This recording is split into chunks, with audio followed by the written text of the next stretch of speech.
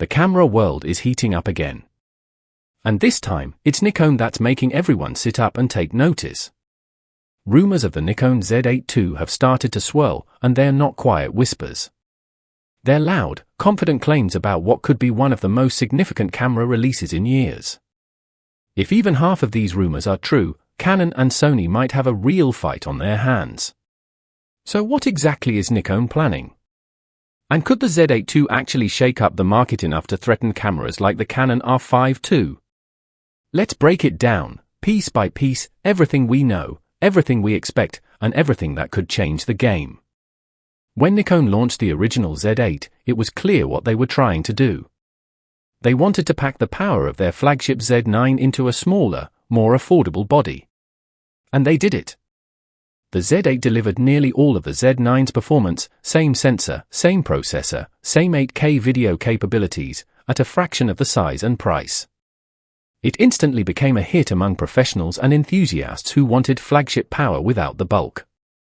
But time moves fast. The competition hasn't slowed down. Canon, Sony, and even Panasonic have all been busy. Canon's R5 II is on the horizon. Sony's A9 III introduced a global shutter, something no one saw coming this soon. And now Nikon needs a response. That's where the Z8 II comes in. According to multiple reports and insider leaks, Nikon isn't treating the Z8 II as a small refresh. It's shaping up to be a full-on evolution, both in video and still performance. The word is that Nikon is planning a new processor, a reworked autofocus system, and improvements in heat management, 3 areas that could elevate the camera far beyond what we've seen so far. Let's start with the design. From everything that's been said so far, the Z8 II will likely stick to the same general body as the original Z8, that robust magnesium alloy shell with deep grip and excellent weather sealing. Why change something that works? The Z8 already feels premium in the hand, and it's one of those cameras that just feels right. But a few rumors suggest Nikon might refine the ergonomics even further. Slight tweaks to button placement. A slightly lighter body. And maybe even a new texture on the grip to make it more comfortable during long shoots.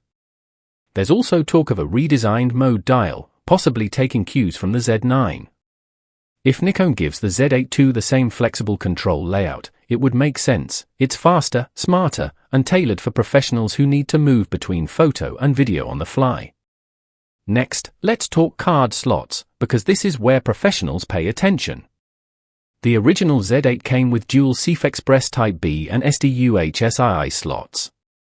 That combination gave shooters both speed and convenience. But new leaks hint that the Z8 II might take it up a notch, potentially with dual CF Express or improved data pipelines for faster buffer clearing.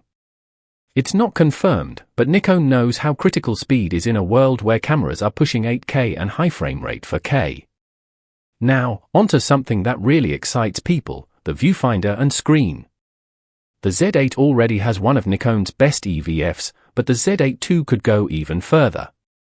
The speculation of a higher resolution, faster refresh rate EVF, possibly rivaling the one in Sony's top-end models. If Nikon manages to deliver a smoother, blackout-free experience, that alone could be a major win for both photographers and videographers. The rear LCD might also get an upgrade, maybe brighter, maybe fully articulating this time. Nikon's hybrid shooters have been asking for that.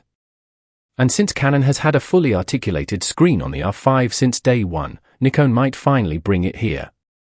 But let's be honest, hardware tweaks are nice, but the real excitement is what's happening inside. And this is where Nikon might truly surprise everyone. The word on the street is that the Z8 II could introduce a new generation X-Speed processor, something beyond the current X-Speed 7 that powers the Z9 and Z8.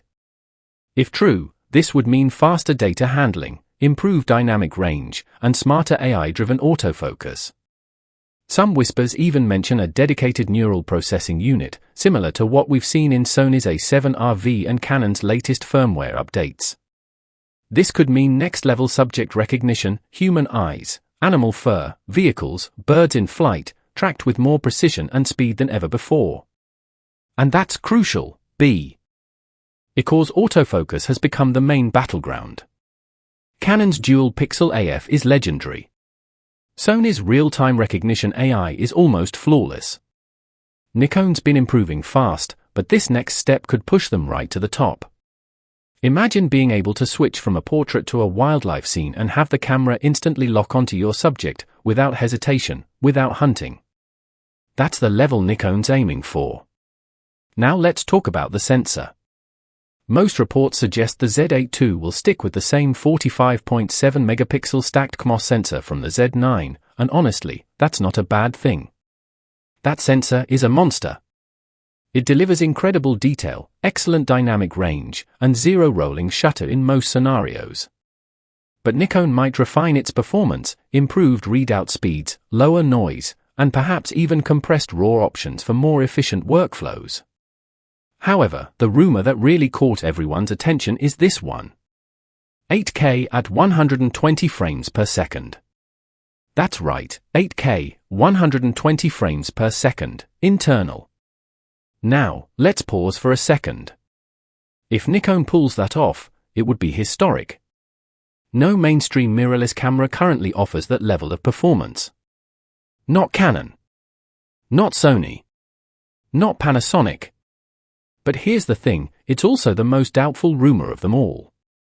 8K 120 would require insane sensor readout speeds, extreme heat control, and massive processing bandwidth. Even the Z9, which is a larger, actively cooled body, caps at 8K 60. So unless Nikon's engineering team has pulled off a miracle, this is one to take with a grain of salt. That said, incremental video upgrades are much more believable, things like higher bit rates, new color profiles, internal 10-bit recording, and more efficient codecs. The Z8 already supports 10-bit N-Log and H.265, so Nikon could refine these with better compression or even new flat color science that matches broadcast standards. And let's not forget thermal management. The Z8, as great as it was, had one issue that bugged many videographers: heat. Shooting long 8K sessions sometimes pushed the limits of its cooling system. If Nikon has re-engineered the internal layout, added better heat sinks, or optimized the processor for lower energy draw, the Z8 II could become one of the most reliable hybrid cameras out there.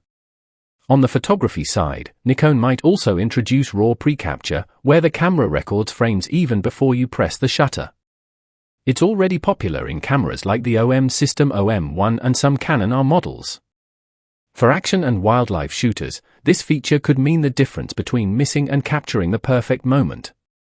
Another exciting rumor is pixel shift, a feature that combines multiple exposures to create ultra-high-resolution stills. This could push the Z8 II's capabilities into the medium format territory for static scenes like product photography or landscapes. And then there's connectivity. Expect to see faster USB-C, HDMI 2.1, Wi-Fi 6, and Bluetooth 5.3, because in 2025, connectivity isn't optional. It's a necessity for professionals who transfer massive files or stream footage directly to external devices.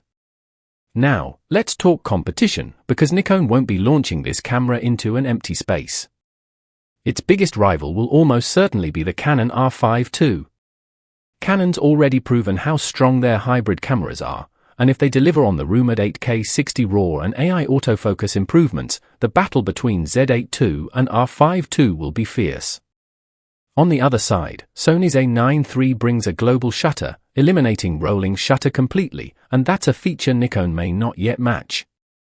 So Nikon's real challenge will be balancing features, price, and reliability. And that brings us to perhaps the most practical question: price. The Z8 launched at around $3,999. If the Z8 II delivers everything that's rumored, new processor, improved AF, better thermals, it's safe to expect a small bump. Something closer to $4,500 to $4,800 at launch wouldn't be surprising. Still, that's significantly lower than the Z9, and if Nikon can hold that balance between value and performance, they'll have another winner. In summary, the Nikon Z8 II looks like it's shaping up to be the perfect hybrid tool, a camera that refines everything great about the Z8 and pushes it one step closer to flagship performance. Whether the wild 8K 120 rumors come true or not, what really matters is Nikon's direction. They're clearly committed to advancing fast, not just catching up, but leading again. If the Z8 II can combine power, stability, and smarter autofocus, it won't just be a camera refresh, it could be Nikon's boldest statement yet in the mirrorless era.